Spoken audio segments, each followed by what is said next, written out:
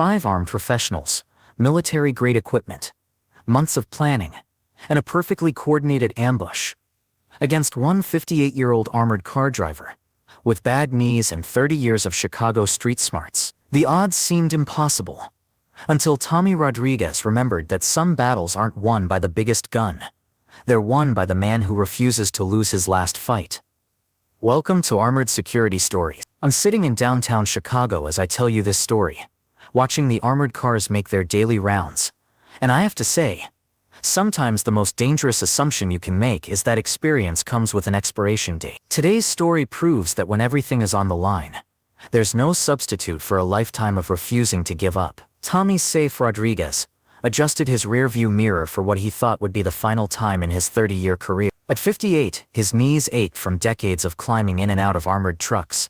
His back protested against the weight of the Kevlar vest, and his eyes needed reading glasses to check the delivery manifest. But his hands were as steady as ever, and his mind remained as sharp as the day he'd first put on a Chicago PD uniform 35 years ago. Armored Car Unit 7 sat idling in the secure transport depot, its engine humming with the reliable rhythm that had carried Tommy through 11,047 successful deliveries. The truck was a fortress on wheels, reinforced steel plating, bulletproof glass, run-flat tires, and enough defensive capabilities to withstand everything from opportunistic smash-and-grabs to coordinated military assaults. Route 15 Alpha, announced dispatcher Maria Santos over the radio. Downtown Loop, 3 stops. Bearer bonds package. High value, standard security protocols. Tommy keyed his radio with practiced efficiency. Unit 7, copy. Route 15 Alpha, confirmed. What the radio transmission didn't mention was that this particular delivery contained $3.2 million in untraceable bearer bonds, the kind of negotiable instruments that appealed to sophisticated criminals who understood international finance. Tommy knew the value because he'd been doing this job long enough to recognize the weight, the packaging, and the extra security measures that accompanied truly high-stakes deliveries. He also knew that Route 15 Alpha took him through some of Chicago's most congested downtown areas during rush hour. Exactly the kind of environment where an armored car was most vulnerable to coordinated attack. But Tommy Rodriguez hadn't earned the nickname Safe by avoiding difficult deliveries. In 30 years, he'd never lost a package, never failed to complete a route, and never backed down from a situation that required him to protect other people's assets with his own life. Today would be no different, regardless of the odds. What Tommy didn't know was that his final delivery had been planned for 6 months by a team of professionals who understood exactly what they were facing. Marcus Chen, former Army Rangers captain turned private security contractor, had studied Tommy's route patterns, timing, and defensive procedures with the methodical precision of a military operation. Target vehicle departing depot. Chen reported into his encrypted radio from his observation post 3 blocks away. Driver is Rodriguez, 58 years old, 30-year veteran, impeccable safety record. This won't be like taking candy from amateurs. Chen's team consisted of 5 ex-military specialists, each chosen for specific capabilities that complemented the others. Jake Morrison, former Marine explosives expert, had spent weeks studying the armored car's defensive systems and identifying vulnerabilities. Sarah Kim, ex-Navy intelligence officer, had researched Tommy's background, route preferences, and response patterns under pressure. The other 2 team members, David Walsh and Michael Torres, were former Special Forces operators with experience in vehicle interdiction and urban warfare. Together, they represented more tactical expertise and firepower than most small armies. But Chen understood that their target wasn't just an armored car, it was Tommy Rodriguez, a man whose reputation in Chicago's security community was built on 3 decades of professional competence under pressure. Remember, Chen told his team over their secure communications network, Rodriguez isn't some civilian driver. He's a former cop with extensive tactical training and a perfect delivery record. We treat this like a military operation because that's exactly what it is. The team had spent months studying Route 15 Alpha, identifying choke points, traffic patterns, and optimal ambush locations. They'd analyzed Tommy's driving habits, response times, and communication procedures.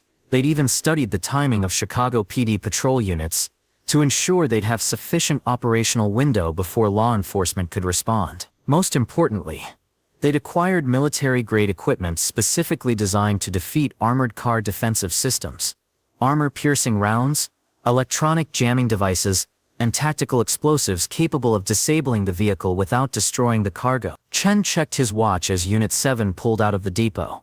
Phase 1 initiated. Target is en route. All units confirm ready status. Ready, came the response from each team member. What they hadn't accounted for was that Tommy Rodriguez had been expecting exactly this kind of challenge for the past 2 years. Tommy's caution wasn't paranoia. It was professional experience backed by intelligence that most armored car drivers never received. 6 months ago, his former partner at Chicago PD, Detective Luis Morales, had briefed him on increased chatter in criminal networks about high-value armored car targets. Tommy, Morales had said, we're seeing coordination between organized crime and military contractors. These aren't smash-and-grab operations anymore. They're studying routes, drivers, and security procedures like military campaigns. Tommy had taken that warning seriously. Over the past 6 months, he'd modified his procedures, varied his routes, and enhanced his defensive preparation. He'd also installed additional security measures in Unit 7 that weren't part of standard armored car equipment. Hidden cameras provided 360-degree surveillance around the vehicle. An encrypted communication system allowed him to contact law enforcement directly without going through dispatch. Most importantly, he'd studied counter-ambush tactics and practiced defensive driving techniques that went far beyond standard security company training. Tommy understood that modern armored car heists weren't random crimes. They were military operations, conducted by professionals who understood that success required eliminating the human element, as well as defeating the mechanical defenses. As he navigated Unit 7 through downtown Chicago traffic, Tommy's eyes constantly scanned for anomalies. Vehicles that maintained consistent distance, pedestrians who showed too much interest in his route, traffic patterns that seemed artificially controlled. 3 blocks into Route 15 Alpha, he spotted the first anomaly. A black SUV with tinted windows had been maintaining precisely 100 meters behind Unit 7 since Tommy left the depot. The vehicle's positioning was too professional to be coincidental. It stayed within visual range, but far enough back to avoid seeming suspicious. More telling, it had made every turn that Tommy had made, even when those turns led away from major traffic arteries. Tommy keyed his encrypted radio. Control. This is Unit 7. I may have a tail. Black SUV. Illinois license plate. Henry Tom 749 Charlie. Unit 7. Can you confirm hostile intent? Came the reply from Secure Transport's control room. Negative on hostile intent, but the surveillance pattern is consistent with pre-operational reconnaissance. Tommy replied using terminology from his police training that most armored car drivers wouldn't know. Tommy's next observation confirmed his suspicions. At the intersection of State and Madison, he noticed a second vehicle. A gray sedan positioned where it could observe his route without appearing to follow. The sedan's occupants were conducting what appeared to be coordinated surveillance with the SUV. Professional teams didn't use random vehicles for surveillance operations. They used clean cars, coordinated positioning, and communication equipment that allowed real-time coordination. What Tommy was observing suggested military-level planning and execution. Control. Upgrade threat assessment. Tommy radioed. I have coordinated surveillance from multiple vehicles. Recommend implementing Code Orange protocols. Code Orange meant elevated threat level with possible imminent attack. It triggered enhanced security procedures, law enforcement notification, and authorization for defensive measures that went beyond normal protocols. Unit 7, Code Orange confirmed. Chicago PD has been notified. Maintain route and defensive posture. But Tommy's experience told him that law enforcement response might not arrive in time for whatever was planned. The surveillance pattern suggested that his watchers were preparing to act, not just observe. Tommy made a decision that violated standard armored car protocols but aligned with 35 years of tactical training. He was going to force the confrontation on his terms rather than waiting for theirs. Rather than continuing Route 15 Alpha as planned, Tommy made an unexpected right turn onto Lower Wacker Drive, Chicago's underground roadway that ran beneath the main downtown streets. The maneuver would test whether his surveillance was casual or coordinated, and it would give him tactical advantages if a confrontation was inevitable. Lower Wacker was a controlled environment with limited access points, reduced civilian traffic, and concrete barriers that would constrain enemy movement. If someone was planning to ambush his armored car, Tommy preferred to face them in an environment where his defensive advantages were maximized. The black SUV followed him onto Lower Wacker, confirming Tommy's assessment. More concerning, the gray sedan had somehow anticipated his route change and was now positioned ahead of him on the underground roadway. Tommy keyed his radio again.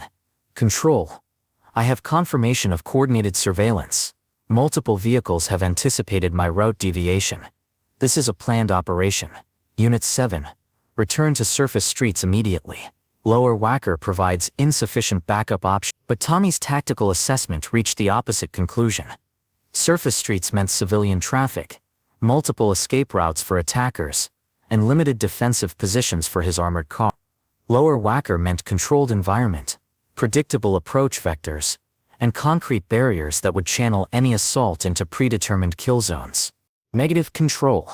I'm staying underground. If they want to fight, they'll get it on my terms. What Tommy couldn't know was that Chen's team had anticipated exactly this tactical decision, and had positioned accordingly. As Unit 7 proceeded through Lower Wacker's concrete corridors, Tommy realized that his tactical advantage might have been an illusion. The underground roadway that he'd chosen for its defensive benefits was also perfect for an ambush. Limited escape routes, no civilian witnesses, and concrete walls that would contain the action. Ahead of him, the gray sedan had stopped across both lanes, creating a roadblock. Behind him, the black SUV was closing distance rapidly. Tommy was trapped between two professional teams in exactly the kind of environment where armored car defensive systems could be defeated. But Tommy Rodriguez hadn't survived 30 years in Chicago law enforcement and private security by panicking under pressure. He'd faced worse odds during his police career, and he'd learned that desperate situations required creative solutions. Tommy activated Unit 7's defensive systems, external cameras, encrypted communications, and emergency protocols that would record everything for later investigation. Then he implemented a strategy that Chen's team hadn't anticipated, because it violated every standard armored car operating procedure. Instead of stopping or attempting to reverse direction, Tommy accelerated directly toward the roadblock. Unit 7 weighed 18,000 pounds and was built to withstand explosive attacks. The gray sedan blocking Tommy's path weighed 4,000 pounds and was designed for speed, not impact resistance. The physics of the collision were predictable, but the tactical implications were precisely what Tommy had calculated. The armored car struck the sedan at 35 mph, sending the lighter vehicle spinning into the concrete barrier and clearing Tommy's escape route. The impact barely registered on Unit 7's reinforced chassis, but it demonstrated to Chen's team that they were facing a driver who was willing to use his vehicle as a weapon. "Jesus," came a voice over the intercepted radio frequency that Tommy had identified as the attacker's communication channel. "This guy's not following the script." Tommy's aggressive response had disrupted the attacker's timeline and forced them to adapt to an unexpected variable. An armored car driver who was fighting back rather than following passive defensive protocols. But Chen's team were professionals who'd planned for contingencies. As Tommy cleared the roadblock, Morrison activated the first of their specialized weapons, an electromagnetic pulse device designed to disable the armored car's electronic system. Unit 7's lights flickered, the radio went silent, and the engine began to sputter as the EMP attack overwhelmed the vehicle's electrical systems. Tommy found himself driving a 18,000-pound fortress that was rapidly becoming a 18,000-pound paperweight. "Control. This is Unit 7, Tommy said into his dead radio. "If anyone can hear this, I'm under coordinated attack in Lower Wacker. Multiple professional hostiles with military-grade equipment." No response. The EMP had disabled his communication systems along with everything else electronic in the armored car. Tommy was now completely alone, facing 5 military-trained professionals with sophisticated equipment, in an underground location where backup couldn't reach him quickly. The odds that had seemed challenging when he'd started his shift had become mathematically impossible. But Tommy Rodriguez had spent 35 years learning that impossible odds were just another way of saying time to get creative. When Unit 7's engine finally died, Tommy found himself in the middle of Lower Wacker with attackers approaching from multiple directions. The armored car's electronic systems were compromised, but its physical defenses remained intact. Tommy was sitting inside 18,000 pounds of hardened steel with enough supplies to last several hours in defensive positions that would require military-grade weapons to breach. Chen's team approached with professional caution, understanding that an armored car was essentially a small tank when properly defended. They'd planned for this phase of the operation, but they'd assumed they'd be facing a frightened civilian driver, not a veteran law enforcement officer who understood urban warfare. "Rodriguez," came a voice over a loudspeaker from outside the armored car. "This is Marcus Chen, former Army Rangers. I know your background, and I respect your service. We don't want to hurt you. We just want the cargo. Open the doors and walk away." Tommy's response came through Unit 7's external speakers.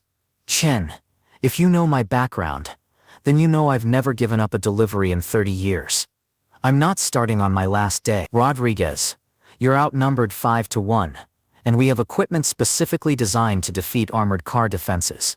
Be smart about this." Tommy's laugh echoed through Lower Wacker's concrete corridors. "Chen, I've been outsmarting guys like you since you were in diapers. You want this cargo? Come and take it." What Chen couldn't see was that Tommy was implementing a defensive strategy based on decades of experience with barricaded suspect situations. He wasn't just sitting in an armored car, he was turning it into a command post. Tommy's first priority was communication. The EMP had disabled Unit 7's primary systems, but Tommy had installed backup equipment that operated on different frequencies and used shielded electronics. Within minutes, he'd re-established contact with Secure Transport Control and Chicago PD. "Control, this is Unit 7 on emergency backup. I'm barricaded in Lower Wacker with 5 military-trained hostiles. They have EMP weapons and armor-piercing capabilities. Request immediate tactical response. Unit 7, SWAT is en route. ETA 12 minutes. Can you maintain position?" "Affirmative. I'm in a hardened position with good defensive angles, but they have superior firepower and training." Tommy's next priority was intelligence. Using Unit 7's external cameras, he began studying his attackers' positions, equipment, and tactical approach. What he saw confirmed his assessment that these weren't ordinary criminals. They moved with military precision, used professional hand signals, and carried weapons that belonged in a war zone rather than a civilian robbery. But Tommy also noticed something that gave him hope. They were being careful not to damage the armored car's cargo compartment. Their weapons were positioned to disable or intimidate, not to destroy.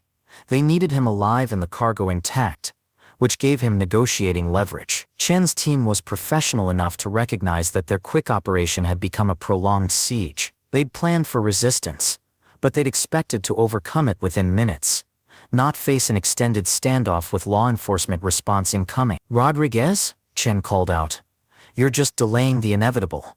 We have shaped charges that can breach your armor. Don't make this harder than it needs to be." Tommy's response revealed his tactical experience. "Chen, if you breach this compartment with explosives, you'll destroy the bearer bonds you came for. And if you're planning to torture me for the access codes, remember that I'm a cop who's been through hostage training. This can go easy or hard, but it's going to go my way." The standoff had shifted from an armored car robbery to a tactical negotiation between professionals who understood each other's capabilities and limitations. What followed was a masterclass in psychological warfare conducted through reinforced steel and bulletproof glass. Tommy had learned during his police career that most confrontations were won or lost in the mind before they were decided by weapons or tactic. "Chen," Tommy said over the external speakers, "you've got maybe 8 minutes before Chicago PD tactical units arrive. Are you really planning to conduct a firefight with law enforcement over bearer bonds that you can't cash if you're dead or in federal prison?" Chen's response revealed the first crack in his team's confidence. "Rodriguez, you don't understand the full situation. These bonds are worth more than money to the people who hired us. So you're not independent contractors. You're working for someone else. That changes the tactical picture considerably." Tommy replied, using interrogation techniques to gather intelligence while keeping his opponents talking. Tommy understood that Chen's team was now facing the same dilemma that affected all criminal operations. The longer they remained engaged, the greater their exposure to law enforcement response. But they also couldn't withdraw without completing their mission, which meant they were trapped in an escalating situation with decreasing options. Chen, let me explain something about armored car operations. Tommy continued. These bearer bonds are tracked by federal agencies, international banks and insurance companies. Even if you get them, they're worthless unless you have the infrastructure to move them through secure channels. Do you really have that kind of operation behind you? The silence that followed suggested that Chen was reconsidering his tactical situation. Professional criminals understood that successful operations required comprehensive planning, not just successful execution of the theft itself. Tommy's psychological pressure was working, but he could also hear Chen's team preparing for a final assault. Time was running out for everyone involved. Chen made the decision that Tommy had been expecting. Rather than withdrawing or waiting for negotiation, his team would attempt to breach Unit 7's defenses and take the cargo by force. The shaped charges they brought were sophisticated enough to create entry points without destroying the contents, and they had the tactical expertise to execute a rapid assault. Rodriguez, Chen announced. We're coming in. Last chance to cooperate. Tommy's response was to activate Unit 7's final defensive system, one that wasn't part of standard armored car equipment, and that Chen's team hadn't anticipated during their months of planning. The armored car's cargo compartment was equipped with a Halon fire suppression system that could flood the interior with inert gas, making it impossible for anyone to remain conscious inside the vehicle. If Chen's team breached the compartment, they'd find themselves in an environment where they couldn't breathe, couldn't see, and couldn't function. But Tommy had also installed an independent air supply and breathing apparatus that would allow him to remain operational during Halon deployment. Chen, Tommy said, you're about to learn why they call me Safe, Rodriguez. It's not because I avoid trouble, it's because I'm prepared for anything.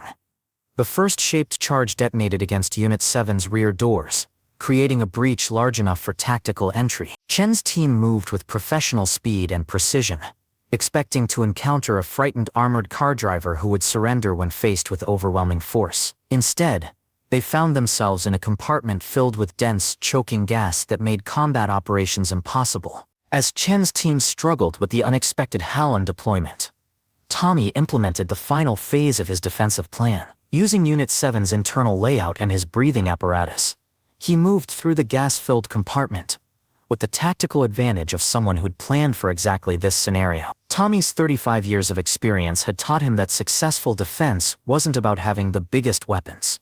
It was about controlling the environment and forcing your opponents to fight on your terms. Chen's team found themselves in a situation they hadn't trained for. Tactical operations in a confined space filled with incapacitating gas, facing an opponent who was better prepared for the environment than they were. Abort, Chen ordered over his team's radio. Withdraw to external position. But Tommy's psychological warfare wasn't finished. As Chen's team retreated from the breached compartment, Tommy's voice followed them through the external speakers. Chen, this is what 30 years of experience looks like. You planned for 6 months, but I've been preparing for this job my entire career. The difference between professionals and amateurs isn't training, it's knowing when you're outmatched. The sound of approaching sirens ended the tactical phase of the confrontation. Chicago PD SWAT units were arriving, and Chen's team faced the choice between escape and capture. Chen made the professional decision that Tommy had expected. Rather than engaging in a firefight with law enforcement, his team would withdraw and live to fight another day. Professional criminals understood that successful careers required knowing when to cut losses, rather than escalating beyond acceptable risk levels. Rodriguez, Chen called out as his team prepared to leave. This was well played. You earned this victory. Tommy's response carried the respect of one professional acknowledging another. Chen, you ran a good operation. Different circumstances, you might have succeeded. But not today, and not against this cargo. As Chen's team disappeared into Chicago's underground infrastructure, Tommy emerged from Unit 7 to find himself surrounded by SWAT officers, paramedics, and secure transport supervisors who couldn't quite believe what they'd witnessed. Tommy, said SWAT Commander Janet Rodriguez, In 20 years of tactical operations, I've never seen an armored car driver turn a vehicle into a fortress and conduct psychological warfare against military-trained attackers. Tommy removed his breathing apparatus and smiled. Janet, after 30 years of this job, you learn that the best defense isn't the equipment you carry. It's the experience you bring to the fight. The bearer bonds remained secure. Unit 7 had sustained damage but protected its cargo, and Tommy Rodriguez had completed his 11,2047th successful delivery. His last, and arguably his most important. 3 months later, Tommy Rodriguez received a letter from the FBI's Financial Crimes Task Force, commending his actions during what had become known as the Lower Wacker incident. The letter noted that Chen's team had been responsible for over $50 million in armored car thefts across 7 states, and that Tommy's defensive action had provided crucial intelligence for their eventual capture. But the letter also included a detail that meant more to Tommy than official recognition. Mr. Rodriguez, your tactical decision-making under pressure and innovative use of available resources prevented not only the theft of $3.2 million in negotiable instruments, but also established defensive protocols that have been adopted by armored car services nationwide. Your final delivery saved not just one shipment, but potentially dozens of future operations. Tommy kept that letter on his desk at home, next to his Chicago PD commendation and his Secure Transport Service Award. To him, it represented something more important than recognition, proof that 30 years of experience, preparation and refusing to give up could overcome any odds. The odds had been 5 professional soldiers against 1 aging armored car driver. The mathematics had been impossible, the tactical situation had been hopeless, and the equipment disparity had been overwhelming. But Tommy Rodriguez had understood something that military training manuals don't teach. Sometimes the most important weapon isn't what you carry, it's the refusal to accept that you can't win. Chen's team had planned for 6 months, studied every detail, and brought military-grade equipment to what they thought would be a simple robbery. But they'd made one critical error. They'd assumed that experience had an expiration date, that age meant weakness, and that one man couldn't stand against 5.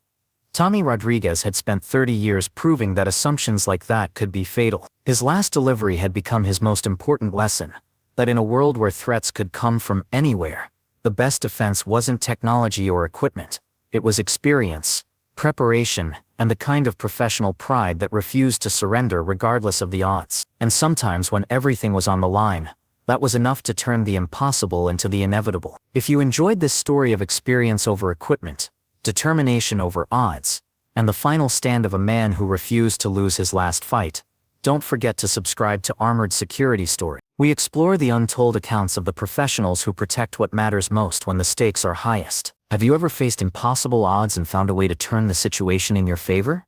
Share your stories in the comments below. Remember, in a world where the biggest threat isn't always the most dangerous, sometimes the most powerful weapon you can carry is the experience that comes from 30 years of never giving up. Thanks for watching, and we'll see you in the next story.